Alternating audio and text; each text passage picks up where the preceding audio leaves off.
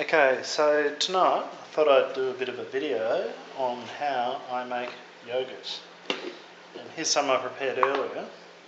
Just to give you a bit of an idea of the texture you can expect to achieve with this method.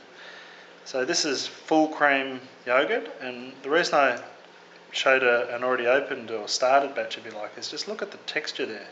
Look at how well it holds its shape. It's almost like ice cream, and it's beautiful, rich, thick and creamy. And this is 24-hour brewed yogurt, which means that basically all of the lactose has been digested by the cultures in the yogurt. So it's good for anyone who may or may not have a aversion, if you like, to lactose. So ingredients: 1.5 litres of filtered water. So it's a little marker on the jug. It's a little bit hard to see. This here is called a mixing jug or a mixing pitcher. It's got a stirrer here that you can sort of plunge up and down to mix the milk, which I make with powdered milk. So let's kick off. So this is full cream powdered milk here. I'm going to put in, to the top of the mixing pitcher, I'm going to put in 2 1/4 cups. So this is a half cup measure. So I'm going to put in 4 1/2 of those. There's 1. 2, 3, and 4, and a little bit there, roughly a half, whatever, it's pretty close. The more powdered milk, the thicker and creamier yogurt, or not necessarily, you don't have to use a great deal. I'll show you one of the means by which I achieve such thick and creamy yogurt as we go along.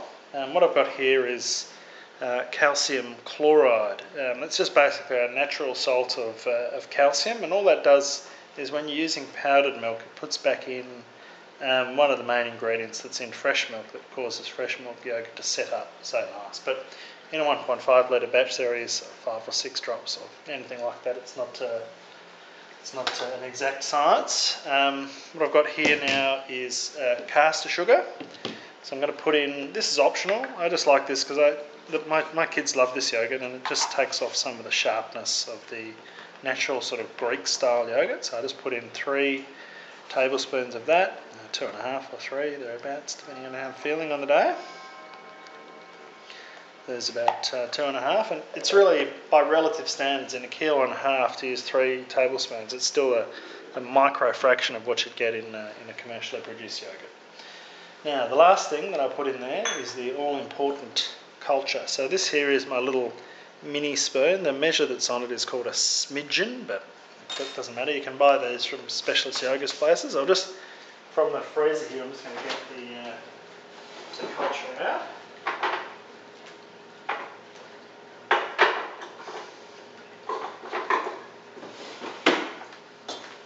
Okay, so here's my cultures. They just live in a little sort of plastic specimen jar here in the freezer. This one here is a ProBiotic Culture. That in itself won't make yogurt. It just basically adds the probiotic cultures to my yogurt here. I'll just tap it in the top there, and it'll all get mixed in a second. And the second one here is, this is Y450B Yogurt Culture. You can get that from a company here in Brisbane called greenlivingaustralia.com.au. And I think they ship nationwide by post. So you can see how much I'm using there. I hope that sort of is focusing all right. Probably might be a little bit hard to see there, but it's really, it's a tiny little bit. Would be maybe maximum size would be sort of as big as a match head, if you like. I don't know, maybe you can see that. Trouble with this stuff, or one of the challenges with this stuff, is that if you leave the jar open, it absorbs water, so it's hydrophilic. And then it sort of gets a bit goopy. It starts off as a powder, but as you keep using it, it kind of gets goopy. So you sort of just have to wash it off, most of it off, in the yogurt there. In the milk mix. Okay. And then I'm just getting my mixing pitcher. That's this thing here. Excuse my dishwasher in the background there. And then I just start plunging that up and down like that. It's got a little thing that you can close and open it. Good tip is to make sure it's closed before you start using it, or it comes spurting out the front there. Just give that a good mix up like that. Don't be shy with it. Alright. I normally do it for your modern powdered milks, which are generally an instant powdered milk. This here is my one of my yogurt containers. These are rated to 1.5 kilos of yogurt, or 1.5 litres. But you can actually fill them a little bit more than that. This will have made up to, I didn't show you, but it will have made up to about 1.7 litres or thereabouts, which is okay. Sometimes if I overdo it, I can't put it all in, but generally you can sort of fill it right up to the top. But you can only do that if you're not planning to put the lid on it while it's cooking or while it's fermenting, because if you do, the expanding yogurt will ooze out the side and half fill your yogurt maker full of yogurt, which is not that much fun.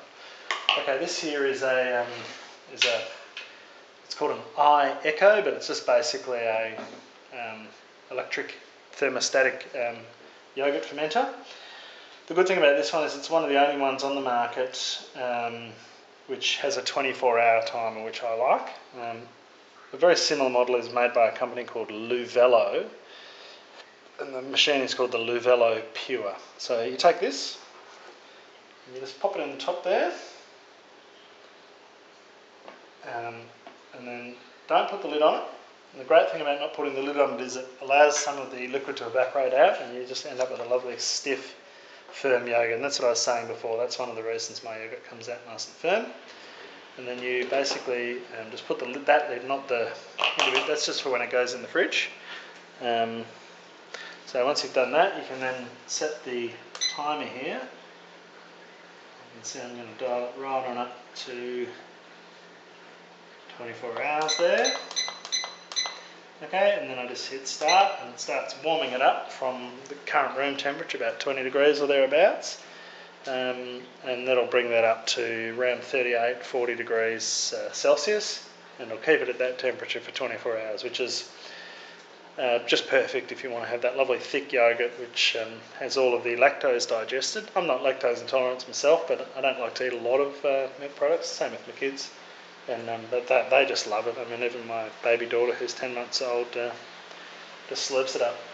So that's it. That's how I make my yogurt. I'll do another one next time on how I do it with the Easy Yo type yogurt maker, which is a slightly different technique. Thanks.